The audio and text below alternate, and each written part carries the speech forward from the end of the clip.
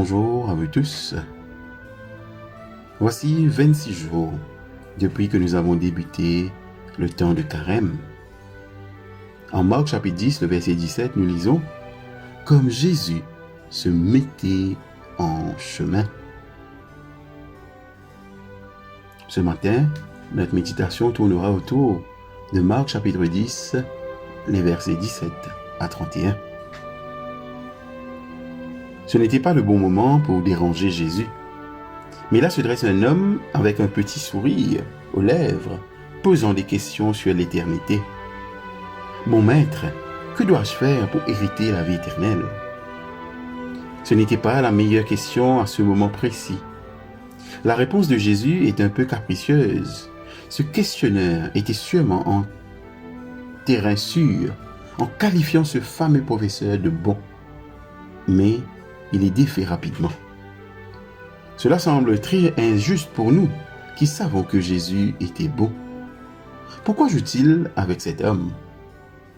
Soit Jésus avait passé une mauvaise nuit et ne pouvait tout simplement pas affronter la théologie profonde à cette heure de la journée, soit tout simplement, il pensait ce qu'il disait, il n'y a de bon que Dieu seul. Cette seule phrase nous amène directement au Jésus de l'évangile de Marc, le Jésus de l'avant-Pâques, débarrassé des titres christologiques, accablé par une église adoratrice et reconnaissante. Voici le seul vrai homme, la seule personne qui ait jamais été complètement humaine, le serviteur souffrant, totalement obéissant à la volonté du Père, celui qui est transparent à l'amour de Dieu.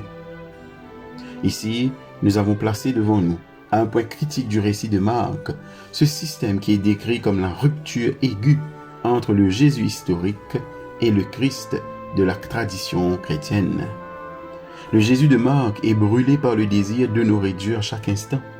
Il s'est tellement vidé que sa volonté est devenue indiscernable de celle de Dieu.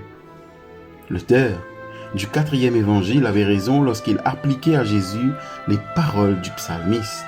« Le zèle de ta maison me dévore. » Il a été dévoré par Dieu. Jésus a insufflé Dieu à travers la normalité. La vie normale quotidienne prend à travers lui les contours du royaume de Dieu.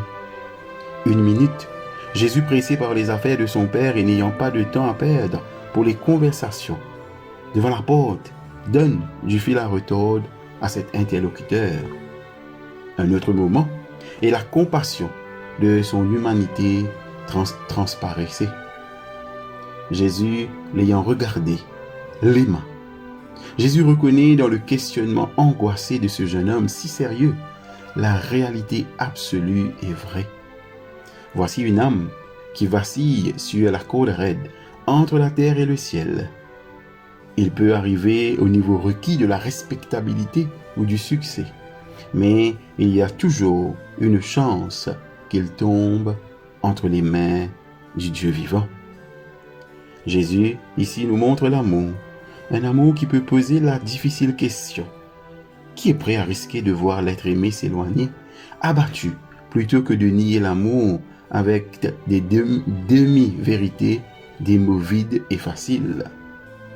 Les paroles dures de Jésus sur les riches ne sont donc pas nées d'une froide théorie, mais de la douleur de voir ses propres enfants, ses frères et sœurs grandir.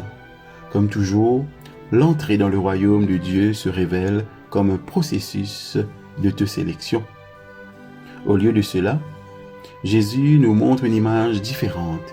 Nous disposons de tous les éléments nécessaires pour assembler chez soi notre propre table de banquet paradisiaque, une boîte à faire soi-même, mais nous sommes entièrement libres de la laisser démonter dans son emballage, de la sortir et de la terminer à moitié, ou de la compléter avec une pâte bancale. Car la décision nous appartient toujours. Ma question pour nous ce matin: quand mes possessions ou mes perspectives ont-elles pour la dernière fois provoqué ma honte lorsque Dieu m'a invité à accompagner Jésus plus loin sur la route? Quand mes possessions, mes perspectives ont-elles, pour la dernière fois, provoqué ma honte lorsque Dieu m'a invité à accompagner Jésus plus loin sur la route? Prions. Père, montre-nous comment, à l'exemple de Jésus, nous pouvons aimer et poser des questions difficiles en même temps, surtout de nous-mêmes. Amen.